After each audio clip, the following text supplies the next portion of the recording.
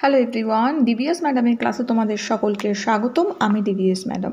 আলোচনার বিষয় আজকে কোনি, ক্লাস 10 কোনিটা নিয়ে আমরা লাইন ভিত্তিক আলোচনা করছিলাম। ভেতর থেকে কী ধরনের প্রশ্ন আসে, কিভাবে আনসার করব, সবটাই আমরা আলোচনা করছিলাম। ঠিক আছে, তো আমাদের আলোচনা হয়ে গেছিলো 10 পাতায়, এতটা পর্যন্ত দুটো পার্ট অলরেডি আমরা আলোচনা করে নিয়েছি। প্লেলিস্ট ভিজিট করো, দেখে নিও। ঠিক আছে, আচ্ছা, এতটা আমাদের হয়ে গেছে। এই যে অবশ্য তার কোনো শীর্ষ নেই, এখন আমরা তারপর থেকে আলোচনা করবো এবং লাইনগুলো স্কিপ না করে দেখবে, তাহলে ভেতর থেকে কী ধরনের প্রশ্ন আসে আমি এখানে বলে দেবো এবং কীভাবে লিখবে সেটাও বলে দেবো। তো ভালো করে তোমাদের রেডি হয়ে যাবে জিনিসটা। শুরু করা যাক, ভিডিওটা লাইক শেয়ার করো। দেখো কি বলছে, নেক্সট বলছে, তক্তাপোষে শুয়ে চোখ বুজে ক্ষিতিশ দীর্ঘ নিঃশ্বাস ফেললো। আমরা আগের দিন জেনেছিলাম যে তার রুমটা কেমন ছিল, আমরা দেখেছি খাট, আলমারি, বক্স, আলনা, তারপরে টুকিটাকি সাংসারিক জিনিস রয়েছে। ঠিক আছে, তারপরে পাশের ঘরে বই রয়েছে, এইসব জিনিসগুলো। পাখা নেই ঘরে, ওর ঘরে বিছানা নেই। ঠিক আছে, আর সবচেয়ে বড় কথা, ক্ষিতীশবাবু মনে করতেন যে একজন চ্যাম্পিয়ন তৈরি হতে গেলে শুধু শিষ্যকেই নয়, গুরুকেও কিন্তু একটা কঠোর জীবনযাপন করতে হয়। যদিও তার কোনো শিষ্য ছিল না। এবার নেক্সট কি বলছে, তক্তাপোষে শুয়ে চোখ বুজে ক্ষিতীশ দীর্ঘ নিঃশ্বাস ফেলল। শিষ্য কোথায়? ঘুম আসার ঠিক আগের মুহূর্তে ক্ষিতীশের আবছায়া চেতনায় ফুটে উঠল লম্বা দুটো হাত, বৈঠার মতো গঙ্গার জলে উঠছে আর পড়ছে। মিলিয়ে গিয়ে নতুন আরেকটি ছবি সে দেখল। ফনা তোলা কেউটের মতো হিলহিলে কাদায় লেপা সরু একটা দেহ, লম্বা লম্বা হাত, এলো পাথারি ডাইনে বাইনে ঘোরাচ্ছে। ফাইট কোনি ফাইট। ওকে, খুব ইম্পর্টেন্ট লাইন এটা। ওকে, ফাইট কোনি ফাইট। ঘুমিয়ে পড়ার আগে ক্ষিতীশ অকারণে অস্ফুটে উচ্চারণ করলো কোনি। সম্ভবত নামটা তার ভালো লেগেছে। নেক্সট, তাহলে আমরা জানছি যে সে ঘুমিয়ে পড়ছে এবং সে ভাবছে তার কোনো শিষ্য নেই। হঠাৎ তার চোখের সামনে ভেসে উঠছে কি, কোনিকে যখন ও প্রথম দেখেছিল গঙ্গায় সেই আম নেওয়ার জন্য, ওরা সবাই বন্ধু বান্ধবরা আম কোড়াচ্ছিল গঙ্গার থেকে, জল থেকে, তো সেটাও দেখেছিল এবং কোনিকে এলোপাথারি সাঁতার কাটতেও দেখেছিল। তো সেই ছবিগুলোই কিন্তু তার তার মনের সামনে ভেসে উঠছে এবং সে কোনি বলে একবার নামটা নিল। নেক্সট বলছে, টেবিল টেনিসের বোর্ডটায় কাপড় বিছিয়ে টেবিল। আচ্ছা, এখানে যাওয়ার আগে এখানে একটা কথা বলি, সেটা হচ্ছে এখানে একটা ইম্পর্ট্যান্ট, এই দেখো, সম্ভবত নামটা তার ভালো লেগেছে। এই লাইনটাও কিন্তু খুব ইম্পর্ট্যান্ট। সম্ভবত নামটা তার ভালো লেগেছে। কেন নামটা তার ভালো লেগেছে, এই যে লাইনটার তাৎপর্য কি, এটা কিন্তু খুব প্রশ্ন আসে আমাদের। তো আমরা এখানে কি বলতে পারি, দেখো, আমরা জানি যে ক্ষিতীশ যে ছিল, সে কি ছিল না, ট্রেনার ছিল। ট্রেনার কোন ক্লাবে, একটু পরেই পাবে। জুপিটার যে সুইমিং ক্লাব, সেই ক্লাবের সে কি ছিল না, ট্রেনার ছিল। এবার সেখানে যারা সুইমিং শিখতো তাদের প্রতি খুব একটা ক্ষিতীশ কি স্যাটিসফাইড ছিল না, বা তাদের প্রতি ক্ষিতীশবাবুর কিন্তু খুব একটা যে আস্থা ছিল তাই না, তা নয় আর কি। তো ক্ষিতীশবাবু সবসময় চাইতেন যে ভালো কোনো সুইমার যদি তিনি পান, তাহলে তাকে নিজের মতো তিনি তৈরি করে নেবেন এবং তিনি দেখিয়ে দেবেন যে ট্রেনারের যে মূল্য হয়, ট্রেনার কি বা ট্রেনার কি করে দেখাতে পারে, সেটা তিনি দেখিয়ে দেবেন। আর সেইটা তিনি সবসময় তার মনে ভাবতেন। অ্যান্ড এমন সময় তার দেখা হয়েছিল কার সাথে না, তার দেখা হয়েছিল কিন্তু গঙ্গার ঘাটে, যে বারুণীর দিনে গেছিল, সেই গঙ্গার ঘাটে একজন মেয়ের সাথে। যে মেয়েটি ছিল অত্যন্ত, দেখে মনে হয়েছিল যে তার জেদি স্বভাবের, তার সেই মেয়েটি, এবং তার যে নাম কোনি সেটা সে জানতে পেরেছিল কার থেকে না, তাদেরই দলের মধ্যে, যেখানে ওরা যেই বারুণীর দিনে গঙ্গার ঘাটে তারা যে আমটাম কোড়াচ্ছিল বা ফল কোড়াচ্ছিল, সেখানে যে এসছিল, সাঁতার কাটছিল, সেখান থেকে ওদের মুখ থেকে কিন্তু কোনি বন্ধু বান্ধবরা ডাকছিল নিজেদের মধ্যে, সেই নামটা কিন্তু সে শুনেছিল। এবং সেই কোনির যেই একদম কেউটের মতো যে ছিপছিপে একদম শরীর, তারপরে এলোপাতারি সে সাঁতার কাটছে ডাইনে বাইনে, এই সব জিনিসগুলো কিন্তু তার পছন্দ হয়েছিল। তার মনে হয়েছিল এই কোনি মেয়েটার মধ্যে কিন্তু একটা প্রতিভা লুকানো আছে। সে সেটা ফিল করেছিল ক্ষিতীশবাবু। ঠিক আছে, আর সেই প্রতিভাকে তিনি একটা আবিষ্কার করা, তার মধ্যে যে সম্ভাবনা, সেই সম্ভাবনা থেকেই কিন্তু ক্ষিতীশবাবুর কোনি নামটা পছন্দ হয়েছিল। ঠিক আছে, তো সেই জন্যে সম্ভবত নামটা তার ভালো লেগেছে। আমরা এইভাবে এই জিনিসটাকে বিশ্লেষণ করতে পারি। ওকে, নেক্সট নেক্সট বলেছে টেবিল টেনিসের বোর্ডটায় কাপড় বিছিয়ে টেবিল, সেটা ঘিরে 7 জন বসে, তার মধ্যে একটি চেয়ার খালি। ওরা চাপা স্বরে নিজেদের মধ্যে কথা বলছে, ঘরের বাইরে কয়েকটি ছেলে কার যেন প্রতীক্ষায়। ওকে, জুপিটার সুইমিং ক্লাবের নতুন প্রেসিডেন্ট এবং MLA বিনোদ ভর, কি নাম, বিনোদ ভর। ওকে, ডান দিকে ঝুঁকে সম্পাদক ধীরেন ঘোষকে বলল, একটাই এজেন্ডা না আরও আছে, একটাই এজেন্ডা না আরও আছে। বলছে যে একটাই এজেন্ডা নাকি আরও আছে সেটাই। ধীরেন ঘোষ তার সরু গলায় যথাসম্ভব লম্বা করে চশমার নিচের অংশে প্লাস পাওয়ারের মধ্যে দিয়ে টেবিলে রাখা কাগজের দিকে তাকালো। আচ্ছা, মেন আইটেম একটাই, আর যা আছে তা খুবই মাইনর। বলছে যে টেবিলে একটা পেপার দেখি আর কি, কাগজ, যার মধ্যে আমি আগের দিনও ডিসকাশন করেছিলাম যে তার সম্বন্ধে যে চার্জশিট আনা হয়েছিল, কার সম্বন্ধে, কৃতিশবাবুর সম্বন্ধে। সেই চার্জশিটে কী লেখা আছে আমি বলেছিলাম আগের দিন, তো যাই হোক একটু পরেও ডিসকাশন করছি। তো সেটাই হচ্ছে মেন, বাকি সব ছোটোখাটো ব্যাপার। যে ও বলতে চাইছে যে ও ক্ষিতীশবাবু ব্যাপারটা বোঝানোর চেষ্টা করছে যে ক্ষিতীশবাবুকে যে ডাকা হয়েছে তার সম্বন্ধে কমপ্লেন কি অনেক আছে, না প্রবলেম অনেক আছে, নাকি একটাই। বলছেন মেন একটাই আছে, বাকি সব মাইনর, ছোটো আর কি। আচ্ছা, বলছে কোরাম হয়েছে তো, হ্যাঁ সবাই হাজির। নেক্সট, এখানে কোরাম বলতে বোঝানো হচ্ছে যে আমরা বলতে পারি যে যাদের আসার কথা আছে তারা সবাই প্রেজেন্ট আছে তো, বা প্রয়োজনীয় সংখ্যক যে উপস্থিতি সেটা আছে তো, যতজনের প্রেজেন্ট থাকার কথা মোটামুটি উপস্থিত আছে তো, সেটাই। আর এজেন্ডা মানে তো জানোই, যেতে আমরা বলতে পারি কোনো কিছু লক্ষ্য বা উদ্দেশ্য, যে ব্যাপারটা নিয়ে মেন এজেন্ডা মানে মেন উদ্দেশ্যটা। যাই হোক, নেক্সট বলছে হ্যাঁ সবাই হাজির, দ্যাট মিনস সবাই এসছে। কোরাম হয়েছে তো, মেন মানে কি দাঁড়ালো না, প্রয়োজনীয় যে সংখ্যক লোকজনের আসার কথা সবাই এসছে, বলছে হ্যাঁ সবাই হাজির। ধীরেন ঘোষ এরপর ব্যস্ত হয়ে বললে, যোগু চা সন্দেশ দিতে বল। বলছে যোগু কাউকে বললো আর কি, চা সন্দেশ দিতে বল। আচ্ছা, যজ্ঞেশ্বর ভট্টাচার্য চেয়ার থেকে উঠে দাঁড়িয়েছে মাত্র, তখনই দরজাটা খুলে গেল। ক্ষিতীশ সিংহ ঘরের প্রতিটি লোকের মুখের ওপর চোখ বুলিয়ে প্রেসিডেন্টের মুখোমুখি খালি চেয়ারটায় বসার আগে সবাকে নমস্কার জানালো। যোগু জিজ্ঞাসু চোখে ধীরেন ঘোষ দিকে তাকালো, মাথা হেলিয়ে ধীরেন বলল, একটু পরে আনবি। মানে চা সন্দেশ তো, সেটা বলছে একটু পরে আনবি আর কি। যাই হোক, আমার দেরি হয়ে গেল। ক্ষিতীশ ফিকে হেসে প্রেসিডেন্টের দিকে তাকালো। না মিনিট 4 মাত্র দেরি হয়েছে। বিনোদ ভর ঘড়ি দেখে ধীরেন ঘোষকে বলল, আমার কিন্তু একটু তাড়া আছে। ওকে, নিশ্চয়ই এক্ষুনি শুরু করছি। বেশিক্ষণ লাগার মতো কিছুই নেই সুইমারদের চিঠি ছাড়া, আর সেটা আগেই সার্কুলেট করা হয়েছে, সুতরাং নতুন করে বলার মতো কিছু নেই।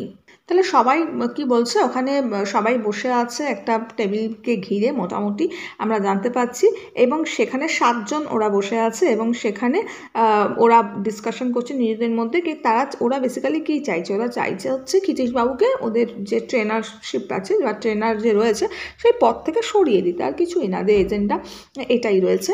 তো যাই হোক, তো সেটাই বলছে যে এটা কাউকে তো এমনি সরানো যায় না, সরাতে গেলে তার সম্বন্ধে যথেষ্ট চার্জশিট দরকার, বা তার সম্বন্ধে কী কমপ্লেন আছে সেটাই দেখতে লাগবে। তো সেটাই বলতে চাই যে কমপ্লেন কী আছে, বলছে কমপ্লেন একটাই মেন আছে, সেটা হচ্ছে সুইমারদের চিঠি, আদারওয়াইজ তেমন কোনো বেশি কিছু প্রবলেম নেই বা মাইনর কিছু প্রবলেম নেই, ঠিক আছে। তো এমন সময় নিজেদের মধ্যে ওরা চা সন্দেশ খাবে বলে ডিসকাশন করছে, এই সময় ক্ষিতীশবাবু এসে উপস্থিত হয়েছে, এবং সেখানে কি হচ্ছে আমরা একটু পড়বো। বলছে সার্কুলেট করা হয়েছে যে এখানটা বলছে যে সুইমারদের চিঠি বেশিক্ষণ সময় লাগবে না। একজন বলল যে আমার একটু তাড়া আছে, যাব, তখন বলছে যে না বেশিক্ষণ সময় লাগবে না, এক্ষুনি হয়ে যাবে। ওকে, কেননা চিঠি যেটা আছে চিঠিটা অলরেডি আমরা দিয়ে দিয়েছি। আচ্ছা, সার্কুলেট করা হয়েছে, তার নতুন করে বলার আর কিছু নেই। হ্যাঁ আছে। সবাই ক্ষিতীশের দিকে তাকালো। ক্ষিতীশবাবু বলছে নতুন করে বলার অনেক কিছুই আছে বলে ক্ষিতীশ তাকালো। ওকে, মানে ক্ষিতীশ যখন বললো হ্যাঁ আছে, তখন সবাই ক্ষিতীশবাবুর দিকে তাকালো। আমার বিরুদ্ধে চার্জগুলো স্পষ্ট করে চিঠিতে বলা নেই, সেগুলো জানতে চাই। এটা কিন্তু খুব ইম্পর্টেন্ট প্রশ্ন, পরীক্ষায় এসে থাকে, যে আমি এটা পরে ডিসকাশন করছি, আগে একটু এখানটা বলে দিই। বলছে আমার বিরুদ্ধে চার্জগুলো স্পষ্ট করে চিঠিতে বলা নেই, সেগুলো জানতে চাই। সবাই পরস্পরের মুখের দিকে তাকালো। বিনোদ ভর বলল, ধীরেনবাবু, ওর বিরুদ্ধে যা যা অভিযোগ উঠেছে সেগুলো তাহলে বলুন। ধীরেন ঘোষ বিব্রতভাবে হরিচরণ মিত্তিরির দিকে তাকালো। হরিচরণ নড়ে চড়ে বসল। খিদ্দা সম্পর্কে অভিযোগ ছেলেদের, মানে সুইমারদের, যারা 7 বছর 8 বছর আমাদের ক্লাবের সঙ্গে বিভিন্ন কম্পিটিশনে নামছে, মেডেল আনছে, মানে আমাদের মুখোজ্জ্বল করছে। বাজে কথা। ক্ষিতীশ গম্ভীর স্বরে বলল, মেডেল হয়তো আনে, কিন্তু মুখোজ্জ্বল করার মতো কিছু করেনি। শ্যামল 4 বছর আগে 1 মিনিট 4 সেকেন্ডে 100 মিটার ফ্রি স্টাইল টানলো।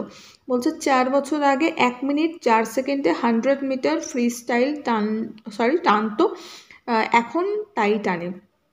তাহলে এখানে আমি ডিসকাশন করছি, ওকে, এখনও তাই টানছে।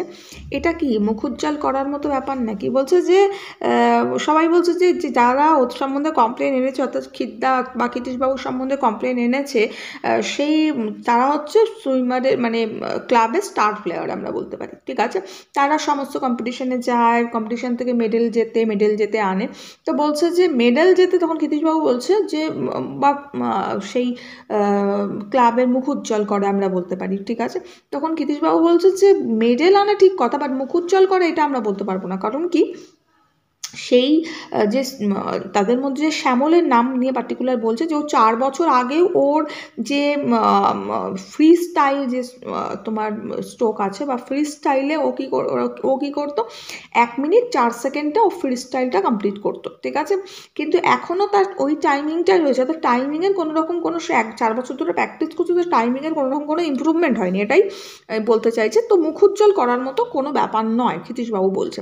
আচ্ছা, এখানে আমি একটু ডিসকাশন করব। এই যে প্রশ্নটা বলছিলাম যে আমার বিরুদ্ধে চার্জগুলো স্পষ্ট করে চিঠিতে বলা নেই, সেগুলো বলুন। এটা কিন্তু প্রশ্ন আসে যে এই কথাটা, এই মন্তব্যটা কে বলেছে, কখন বলেছে, এবং তার বিরুদ্ধে অভিযোগগুলো কী ছিল, ঠিক আছে। কে বলেছে আমরা জানি, ক্ষিতীশবাবু এই কথাটা বলেছে, জানি কোনি উপন্যাসে আমরা এই কথাটা বলতে পারবো। এবং কখন বলেছেন সেই মন্তব্যে আমরা কি বলতে পারি না, আমরা বলতে পারি যে জুপিটার সুইমিং ক্লাবের যে মিটিং ডাকা হয়েছিল, সেই মিটিংয়ে যে সম্পাদক ছিলেন কে না, ধীরেন ঘোষ। তো ধীরেন ঘোষ তখন বলে যে মিটিংয়ে বেশি সময় লাগার মতো কিছুই নেই, কারণ মিটিংয়ের যে মেন কথা সেটা ছিল সুইমারদের চিঠি, ঠিক আছে, সাঁতারুদের চিঠি, এবং চিঠিটা অলরেডি তিনি পাঠিয়ে দিয়েছে, সার্কুলেট করে দিয়েছে, ঠিক আছে। তখন সেই চিঠি কি, মানে কি অভিযোগে তাকে বার করে দেওয়া, কি অভিযোগে তাকে ডেকে পাঠানো হয়েছে, সেই চিঠিটা অলরেডি ক্ষিতীশবাবুকে কিন্তু পাঠিয়ে দেওয়া হয়েছে। সেই চিঠিতে যেহেতু আগের থেকেই সদস্যদের মধ্যে দিয়ে দেওয়া হয়েছে, তার ফলে নতুন করে সময় লাগার মতো কিছু নেই। তো সেই একটা পরিস্থিতি ছিল কখন এই মন্তব্যটা করেছেন, ওকে। এবং আত্মপক্ষ সমর্থনের জন্য এই সময়ে কিন্তু তখন কি করে না, ক্ষিতীশবাবু কিন্তু একটা আপত্তি জানায়, এবং আপত্তি জানিয়েই কথাটা বলেছিলেন যে আমার বিরুদ্ধে আমার কিছু বলার আছে, আমার বিরুদ্ধে চার্জগুলো আমার ঠিক স্পষ্ট হয়নি। তাহলে আমরা বুঝতে পারলাম কে বলেছিল, ক্ষিতীশবাবু বলেছিল। কখন বলেছিল? যখন সম্পাদক ধীরেন ঘোষ বলেছিল যে চার্জশিট অলরেডি সার্কুলেট করে দেওয়া হয়েছে, মিটিংয়ে বেশি সময় লাগবে না, মিটিং এক্ষুনি শেষ হয়ে যাবে, তখনই ক্ষিতীশবাবু এই কথার বিরুদ্ধে আপত্তি জানিয়ে বলে যে আমার সম্বন্ধে যে চার্জশিট আছে সেটা আমার স্পষ্ট নয়, ঠিক আছে। এবার অভিযোগটা কী ছিল না, অভিযোগ অনেকগুলো আছে, আমি একটু ডিসকাশন করে দিচ্ছি, পরে অলরেডি তোমরা পাবে। যেমন ক্ষিতীশবাবু কী করেছিলেন না, সবার আগে অভিযোগ যেটা ছিল যে তিনি যে সিনিয়র সুইমাররা আছে তাদেরকে জুনিয়র সুইমারদের সামনে অপমান করেছিল, এই একটা ছিল। একজন সুইমার 10 দিন ছুটি নিয়েছিল, কেন ছুটি নিয়েছিল, তার ইনফ্লুয়েঞ্জা হয়েছিল সেই জন্য। তো তখন তিনি তার বাড়িতে চলে যায়, এবং বাড়িতে চলে গিয়ে তার বাবাকে অপমান করে আসে, বা বাবাকে দুটো কথা শুনিয়ে আসে, এরকম কোনো একটা ব্যাপার, ঠিক আছে। তো এই কারণে এই একটা কমপ্লেন ছিল তার সম্বন্ধে। এছাড়া কী ছিল না, মহিলা যে সুইমাররা আছে তাদেরকেও, যে পুরুষ সুইমাররা আছে তাদের মতো এক্সারসাইজের ওপর ক্ষিতীশবাবু জোর দিত, ঠিক আছে। এইটা তার সম্বন্ধে কমপ্লেন ছিল। সেই জন্য কী করতো, মহিলা সুইমাররা তার সঙ্গে, মানে অনেকেই ক্লাব ছেড়ে চলে যাচ্ছে এই সব কারণগুলোর জন্য, ওকে। এছাড়া কী ছিল না, তিনি মহিলা সুইমারদের তাদের সাজ পোশাক নিয়ে, তাদের সাজগোজ নিয়ে, এইসব নিয়ে খুব বকাঝোকা করতেন, ইভেন তাদের চুলও কেটে দিতে চাইতেন। তো এইসব অভিযোগগুলো তার সম্বন্ধে কিন্তু ছিল। এবার নেক্সট বলছে হরিচরণ কথাগুলো না শোনার ভান করে বলতে লাগলো, এইসব সুইমাররাই হচ্ছে ক্লাবের প্রাণ, এদের নিয়েই ক্লাব টিকে আছে, এগিয়ে চলেছে, এরা হচ্ছে উজ্জ্বল আর চঞ্চল, এদের হ্যান্ডেল করতে হলে এদের মতো হয়ে এদের সঙ্গে মিশতে হবে, বুঝতে হবে, আধুনিক সময়ের সঙ্গে তাল রেখে চলতে হবে। তার মানে রাস্তার মোড়ে দাঁড়িয়ে ঘন্টার পর ঘন্টা আড্ডা মারবে, পড়াশোনা করবে না, ট্রেনিং করবে না, একে উজ্জ্বলতা বলে মানতে হবে? এদের সঙ্গে তাল রেখে আমাকে আধুনিক হতে হবে, তবেই এদের হ্যান্ডেল করা যাবে? তার মানে দুটো কথা দুজন বলছে, কিন্তু ভালো করে শোনো। একটা বলছে কি, হরিচরণ কথাগুলো না, মানে ক্ষিতীশবাবু যে কথাগুলো বললো, যে এই যে ছেলেটির কথা বললো যে শ্যামল 4 বছর ধরে একই তার টাইমিং রয়েছে, এইসব কথায় হরিচরণ মানে পাত্তাই দিল না। পাত্তা না দিয়ে সে বলল যে এরা হচ্ছে ইয়াং জেনারেশন, এরা উজ্জ্বল, এরা চঞ্চল প্রকৃতির হয়, ঠিক আছে, এরম বোঝাতে চাইছে ব্যাপারটা। বলছে এরা হচ্ছে উজ্জ্বল, এরা চঞ্চল, এদের হ্যান্ডেল করতে গেলে এদের মতো হয়ে মিশতে হবে, এদের মতো আধুনিক হয়ে চলতে হবে, ঠিক আছে, এই কথাটা হরিচরণ বলছে। তার পরিপ্রেক্ষিতে ক্ষিতীশবাবু কি বলছে, তার মানে কি আমাকে রাস্তার মধ্যে এদের সঙ্গে যেতে হবে, এদের মতো সঙ্গে গিয়ে আড্ডা মারতে হবে, এরা পড়াশোনা করবে না, ট্রেনিং করবে না, সেগুলোকে আমাকে সাপোর্ট করতে হবে, ঠিক আছে, এদের তালে তাল মিলিয়ে আমাকে চলতে হবে, তাহলেই এরা আধুনিক, আমাকে সরি এদের মতো আমাকে আধুনিক হয়ে উঠতে হবে ওদের হ্যান্ডেল করতে গেলে। তখন ক্ষিতীশবাবু এর জবাবে হরিচরণের কথাগুলো জবাবে বলল, কিন্তু আবার বলছে, কিন্তু ওদের মন মেজাজ বোঝার ক্ষমতা দুঃখের সঙ্গে বলতে হচ্ছে খিদ্দার নেই, ঠিক আছে, হরিচরণ বলছে কথাটা, ঠিক আছে, যে খিদ্দার কিন্তু ওদের মনের বোঝার ক্ষমতা নেই। আচ্ছা, নেক্সট, জাস্ট এ সেকেন্ড, কোথায় গেল, এই যে হরিচরণ সকলের মুখের দিকে তাকালো, 3-4টি মাথা নড়ে উঠল সঙ্গে সঙ্গে সমর্থন জানিয়ে। ক্ষিতীশের চোখ পিটপিট করতে লাগলো পুরু লেন্সের ওধারে, ঠিক আছে, চোখ পিটপিট করছে ক্ষিতীশ আর কি। তো হরিচরণের মুখের দিকে তাকিয়ে আরও ওখানে যে অনেক করে বসেছিল, তো 4-5 জন মাথা নাড়ল, হরিচরণকে সমর্থন করলো। খিদ্দা জুনিয়র ছেলেদের সামনে শ্যামলকে তার টাইম আর আমেরিকার 12 বছরের মেয়েদের টাইমের তুলনা করে অপমান করেছেন, বলছে এগুলো আর কি, অভিযোগ করছে আর কি, অপমান করেছেন। গোবিন্দ এখনও বেস্ট স্টোকে বেঙ্গল রেকর্ড হোল্ড করছে, লাস্ট ইয়ারেও বোম্বাই ন্যাশনাল গেছিল, তাকে বলেছে কান ধরে ক্লাব থেকে বার করে দেবে। আচ্ছা, এগুলো হচ্ছে ওর সম্বন্ধে অভিযোগ, ঠিক আছে। সুহাস ইনফ্লুয়েঞ্জায় পড়ে দিন 10 আসতে পারিনি, তার বাড়িতে গিয়ে খিদ্দা সুহাসের বাবাকে যা তা কথা বলে এসেছেন। অমিয়া আর